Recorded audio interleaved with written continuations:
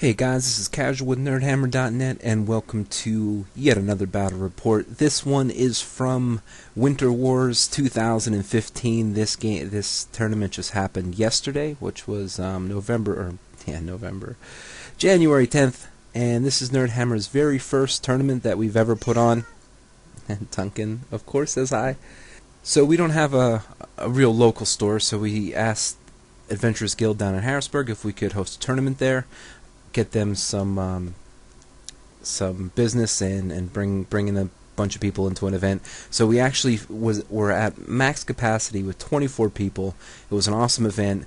I really didn't know what to take to this. I was considering Bretonia, but I had the feeling that if we got over our max, because we had so many people sign up, that I'd probably have to be one of the persons to drop and help Rob out with the tournament. Rob ran the event, did an absolutely awesome job. Everything ran smooth. We had battles or war score updating after every round. Really cool, real fun event. I'm so glad everyone came out and supported us the way they did, and I hope we put on a good show for you guys. So, with that being said, I just bring out the demons again. I was looking at different lists, and I was thinking about running 2 greater demons, and I don't know. I played a couple of games with it, and I just wasn't feeling it. If you're not interested in my list or the thoughts, you can just definitely skip ahead in the video and check out the battle report. But I want to kind of go over what I was thinking and why I brought what I brought to this tournament. So I really wanted to go with a mixed arms list. I really wanted to balance the list out. I wanted to take some of the best choices that demons have, but not overwhelm any single aspect. Just kind of trying to think outside of the box and not net list it. So here's what I ran. I ran a Keeper of Secrets with the Exalted Gift. Of course, I take the Eternal Blade. That D3 to her is such a huge benefit against armor and pretty much anything. If I can get her in, I'm a happy camper. I also ran her as a level 4 of Shadow, just because I think Shadow is so good for so many reasons, and it kind of complements what I'm doing with the rest of the army. So speaking of the rest of the army, the Exalted Flamer comes in.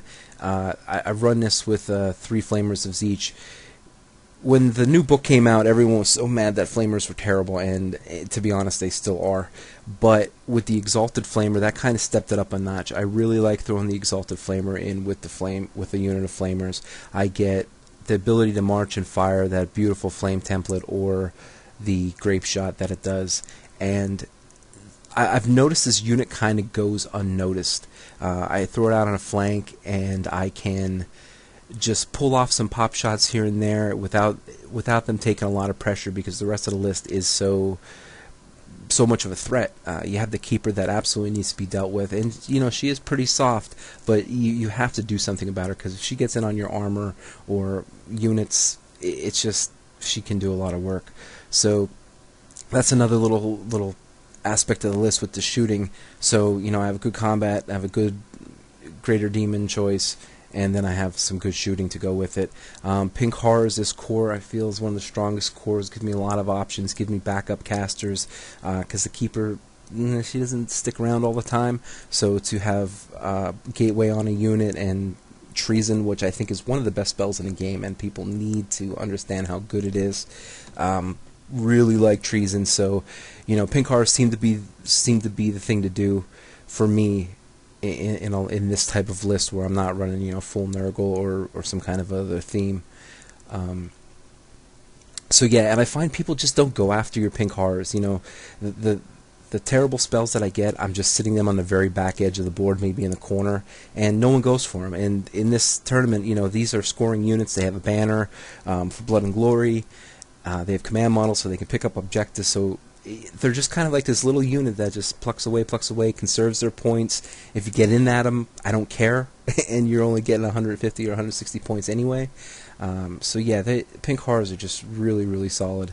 I also ran 5 Seekers of Slanesh. I ran this in Crossroads, and I just really like the way what this unit does. I put a standard in there because against Chaff, sometimes that extra 1 point of combat res is the difference, and I throw the Gleaming Pennant on it, 5-point item that I can just, in case I fail that critical march test, they're good war machine people. They can carry objectives in our tournament. So yeah, I just really like what they do. And fast cav with the Vanguard and 20-inch movement is nothing to bat an eye at. So then I got 2 units of 5 Chaos Furies. They're unmarked, just didn't have the points to mark them. I kind of like them marked sometimes, but you know, they're just strictly redirectors. Are going to get out there and mess things up. I already explained the Flamers. 4 Beasts of Nurgle for some muscle. Not much more you can say about it. That's just what's going to happen. And I try to... Rare came to exactly 625. So with my rare, I'm thinking Soul Grinder as a cannonball catcher for the keeper. You know, a toughness 7 wall of pain with the claw, which you know is great against initiative stuff. Soul Grinders are steam tank openers. You know, they just they do so much work to steam tanks. They hold them up for as long as possible. You've seen that in one of my other battle reports. Really like having them in, and so you know he made the list. Skull Cannon. You know, what can you say? You have a great cannon, and that's a chariot that regens wounds and does all types of crazy stuff. So yeah, and then 4 Plague Drones of Nurgle. You've seen me use them. I just have a standard on. Didn't have the points for anything else. So what that gives me is another scoring unit, a unit that can pick up objectives, and that long range threat and stomps. I really do miss poison on the drones. I know people say, well, if you hit with the drone, they're strength 5 anyway, they're going to wound. But I don't know. I really like the poison on them, but couldn't do it. So that's how it goes. So this is a list. I feel it's really balanced. It has a lot of threats. It can do a lot in every phase of the game. So we'll see how it goes. So at Winter Wars, there was a special rule that we threw in, and it was called Snowball. And what the Snowball did was, once per round, once per turn, you get, in your shooting phase, you get to launch 1 snowball. It has a sniper special rule. There's unlimited range, so there's no modifiers. It will hit on a 5-up, wound on a 6-up with absolutely no saves whatsoever. So it's just this little thing that was going on in a tournament. Every once in a while, you'd hear someone yell "snowball," and it was just a lot of fun. I don't think it swung any games majorly, but it was just a nice little fun thing for people to roll off, and I think everyone pretty much enjoyed it. So that was long-winded description of my list. Like I said, you probably would have skipped ahead if you didn't want to hear about it. So that's how it goes. Round 1, my demons against Daryl's Warriors of Sigmar. It is a Warriors of Chaos army, but has a very Empire theme. And Daryl is a member of Hell's Crucible and an excellent player. And the only thing that's better than him at Warhammer is his attitude towards the game. He is a fun guy to play. But here it is, another Hell's Crucible member, and you've seen battle reports. I've played Alex a few times, and he's taken me to the woodshed.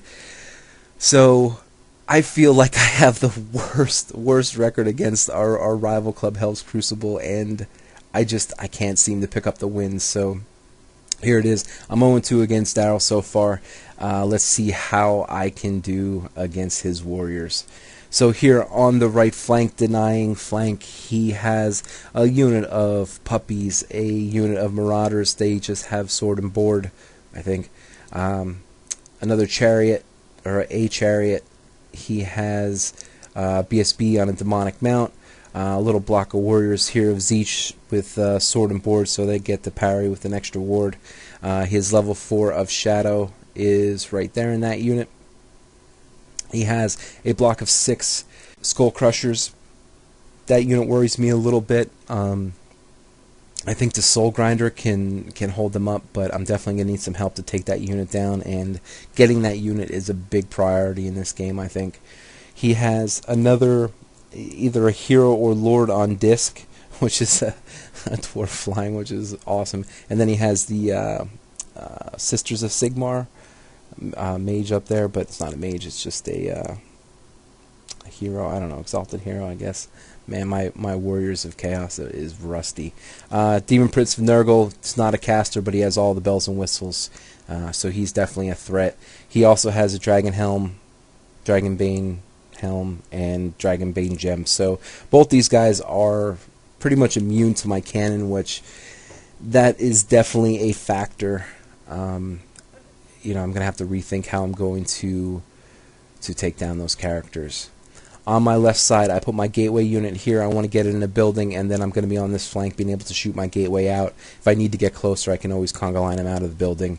I have my Exalted Flamer with my Flamers, my Beast, my 2 units of Furies, my Skull Cannon there.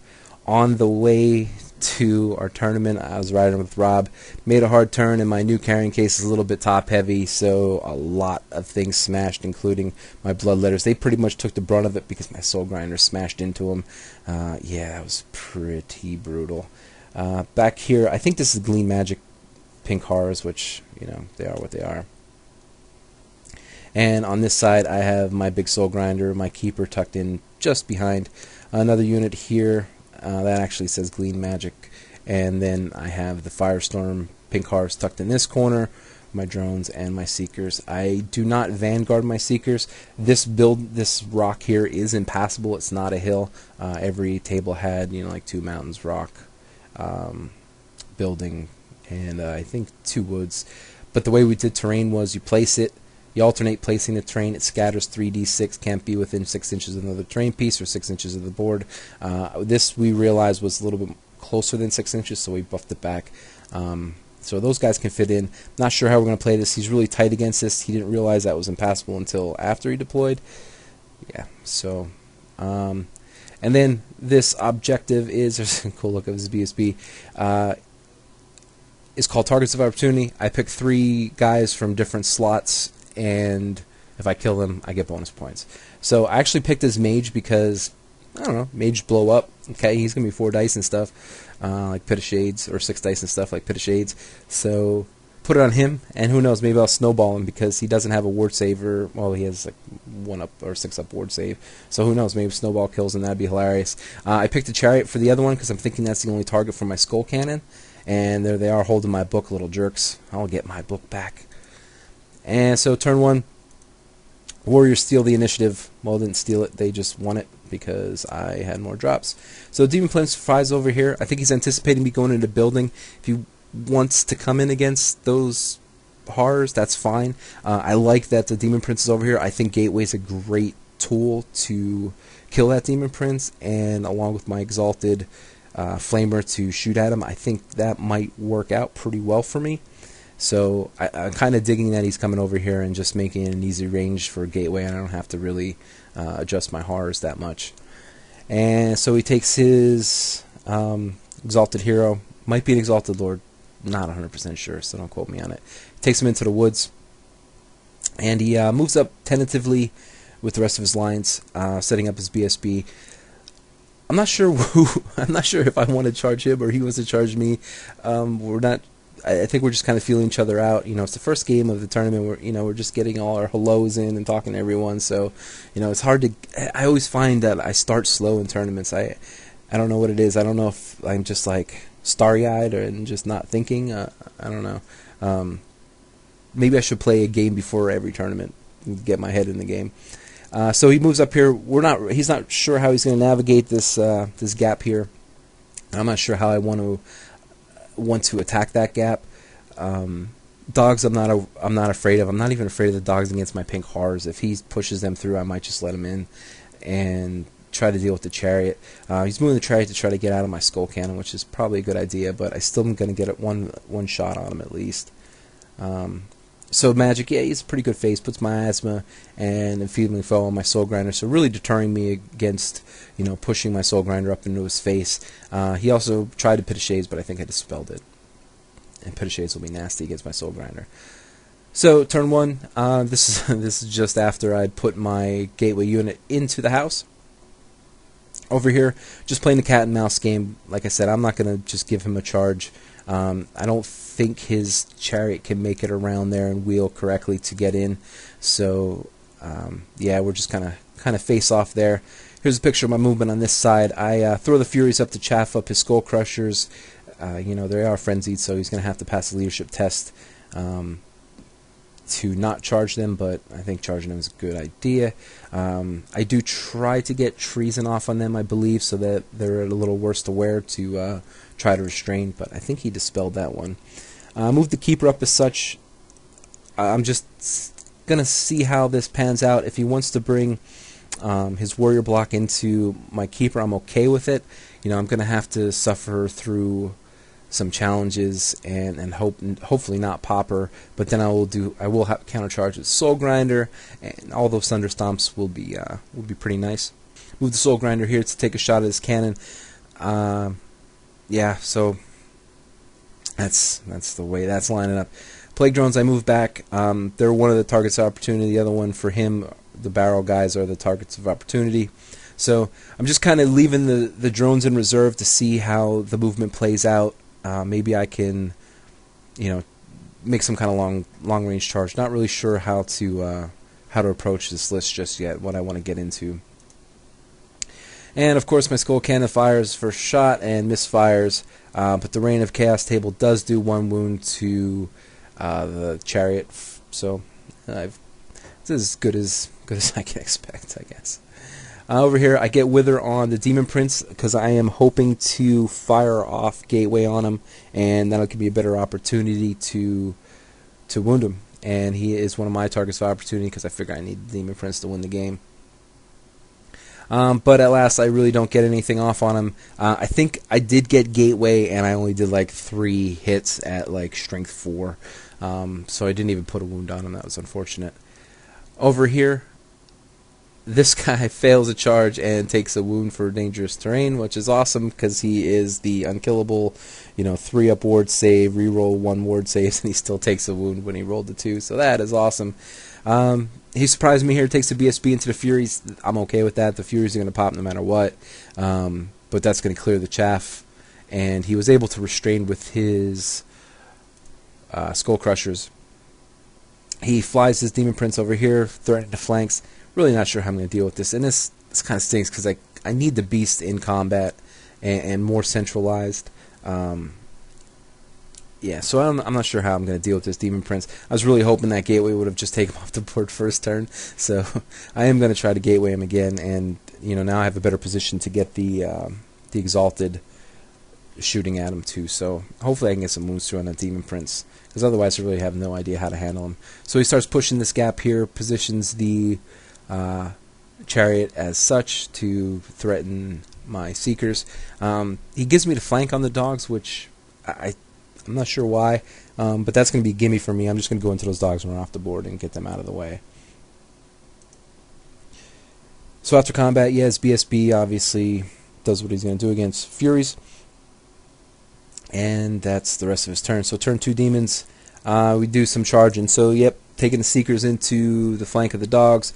I'm going to take the Keeper, or I tried to charge the Keeper into his BSB, which would have been, a rear charge and or actually a flank. The way I was lined up, if I kill that BSB, I would overrun into his Exalted. He intelligently flees from that. So instead of failing it and leave myself out there with Skull Crushers and whatnot, I decided to redirect into the Warriors. When I decided to do that, I was thinking, well, I'll take the Soul Grinder in too. If the Soul Grinder takes a flank from the Skull Crushers, I'm T7. They're only strength 5. I feel pretty good about that, and then I would lock up those Skull Crushers so that I can bring in, hopefully, the Beast. Don't get tied up with the Demon Prince, and that's what I'm thinking for the center. So I'm not feeling really good about the situation in this game right now, but I think I have some options and some plans to make this work.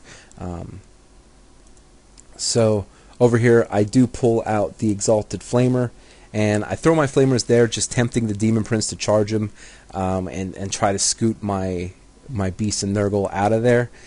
But the Beast and Nurgle are a target of opportunity. I was hoping he would just take the bait on the Flamers and get my Beast a little further away. And I'm also hoping that I just kill the Demon Prince outright between my Gateway and shooting. So after charges, the Keeper makes it in, but the Soul Grinder failed. I think it was kind of a long charge for the Soul Grinder. It was either a 9 or 10 on Swift Stride. I don't know why I feel like I can gamble that all the time and make it work, but I think it's impressive when it does. So my backup plan, I throw the Furies up to chaff up the Skull Crushers once again. So, yeah. the Keeper going into the Warriors, I'm not really happy with. I mean, I'm going to have a charge. I'm hoping that I can, I'm going to get challenged out by a champ. I'm hoping that I can get enough overkill to kind of counterbalance the banner and 3 ranks. So, I got to do more than 3 wounds to not have to roll an instability test. Over here, yeah, the Seekers make it. The rest of my movement, I move the Skull Cannon back a little bit and facing it towards the Demon Prince. That's more so for countercharging, because I can't shoot this turn. So if he does go into the Flamers and beat them up, I'm going to countercharge with the Skull Cannon, just to tie him up while I can get the Beast out of there. And if the Plague Drones pulling them up like this, like I said, I'm just trying to give myself some options. I'm not really sure where to go with them just yet. So after combat, yeah, I punk his champ, but I still lost. I still lost the combat. I think I lost it by 1. I just thought I was going to do more wounds. I had like 8 attacks. I'm hitting on 3s, wounded on 2s. Just fluff my attacks, and then I take 2 wounds for my instability test to really rub it in that I needed that Soul Grinder in there. So yeah, that's unfortunate. 2 wounds on a Keeper already. There's nothing in that Warrior unit that I'm really afraid of. But his next challenge could be with his Mage, which I'm fine with. But as long as I don't pop the Keeper, that didn't go how I want it to go. Of course, the Seekers kill the dogs, run off the board, and over here I do nothing to the Demon Prince. Nothing. Between the shooting and trying to get Gateway off, I can't remember if I got it off or not, but yeah, nothing happens there. So turn 3, Warriors, not much going on this side. So he charges the Skull Crushers into the Furies and the Unkillable Lord into the flank of the Furies. I'm okay with that. They're going to pop, and depending on the overruns, this could be a really nasty situation for him. He needs a 10 to get into my Keeper here. That's a little scary, but I'm not too worried about it, and that's just going to hold the Skull Crushers up in place. So that's looking pretty good for me. I'm pretty happy with the way that's going to be. I was a little concerned when he charged this guy in, but then I'm like, I measured that. I'm like, I'm thinking it's not too big of a deal. His BSB rallies, and during his flee, he took a wound for the wound. These woods are like the greatest woods ever. They did 2 wounds to like unkillable freaking Chaos guys, so that's pretty awesome. The dogs charged my Gateway unit, who took 4 wounds from 6 dice in Gateway, and then not doing any wounds. I'm okay with this. I hope I can bounce the dogs off. I do have a banner in there, so yeah, we'll see how that goes. So he doesn't take the bait with the Flamers, unfortunately, and he goes into the rear of my Beasts. I'm okay with that. The Beasts aren't going to do much to him. They're hitting him on 6s, so they're just going to be poisoning him. Hopefully combat res doesn't go too bad. I do still have Wither up on him, so that's good for me. And then over here he does get a Pit of Shades, and it kills 2 of my drones. That is really unfortunate. I was dodging and dispelling Pit of Shades, for the first 2 rounds of the game, and just couldn't do it. So the pink cars come through, man. They do 3 wounds to the dogs and push them off, so that's pretty awesome. Over here, absolute pillow fight. Nothing happens. So that's pretty impressive for the Beast. I'm happy there, but unfortunately he's sticking. He'll be sticking around for a while, and hopefully so will I. So this overrun could not have gone any worse than I could have imagined. So this guy needed a 10 to get into the flank of the Keeper. He, of course, makes it. Gets out of the way of the Skull Crushers, who need a 12 to get into the Soul Grinder, and they make it. Yeah. That's a turn in the game. He's going to challenge out my Keeper now in this round. And my Keeper, it's going to be really hard to get wounds through. So his Lord's going to pretty much tank my Keeper, and for all the combat reds that I absolutely need in the fight, I'm just not going to get it through wounds. Can't stomp him. That was a huge overrun, and you think you're pretty safe with a 10, but as far as the Skull Crushers going into the Soul Grinder, I'm not overly concerned with it. I think the Soul Grinder can stand there for a while, but I need support. I need to. That's a lot of wounds and Skull Crushers to get through at strength 6 armor piercing. But you know, I think the Soul Grinder wins that in the long run, but I don't have a lot of time. I really need to get moving. And yeah, that's just those overruns. I mean, that could definitely be the game. And through combat res, he didn't do any wounds to her, but through combat res, I didn't do any wounds to him. So, you know, I'm looking at -5 combat res. I rolled an 11, and she's dead. So turn 3, doing what else can I do? So I countercharge with the drones. Hoping to get some combat res in this unit. I'm going to try to get treason on him, try to break him, and you know, see how it goes, because he'll be leadership 7 and with no reroll. So let's maybe I can break this unit, and that'll be, you know, a decent point swing, and then I could deal with the rest of the army, and hopefully Gateway can come through and do some wounds here. Seekers I bring this way, just protecting that gap again. There's not much really I'm going to be able to do with them now. I don't need to run objectives off the board. I don't really need to chaff anything. There's not really much I can chaff since everything's flying, except for the BSB, but the BSB is just going to blow through them anyway. Just moving the horrors around. On this side, yeah, this cannon, unfortunately, I was going to countercharge the Demon Prince. He failed his charge. I only needed a 5, and I rolled 3-1-1. So yeah, that's unfortunate. I wanted to add some combat res, you know, the strength 6 impact hits. You know, might be able to swing something here. But they fail. Exalted Flamers and Flamers, not sure what I'm going to do with. Trying to bring them closer to the unit, or closer to the battle, see what I can do. Closer shot of that fail. Over here, it was a pillow fight, but I take 3 wounds for my instability test. That's unfortunate. And after combat here, he punks 1 drone, and I think I did 2 wounds to Skull Crusher. Soul Grinder didn't have any wounds, so that's pretty good. I think I actually beat him in this combat, and he stuck around. I didn't get treason on him, but he stuck around. So that's how that goes. Turn 4, wow, sideways. This I didn't really pay attention to, but yeah, he jumps his Lord right over here into my Seekers. That is just dumb play. Over here, dogs run off the board. BSB's coming through the woods to lend his support to Skull Crushers and potentially flank charge the Soul Grinder.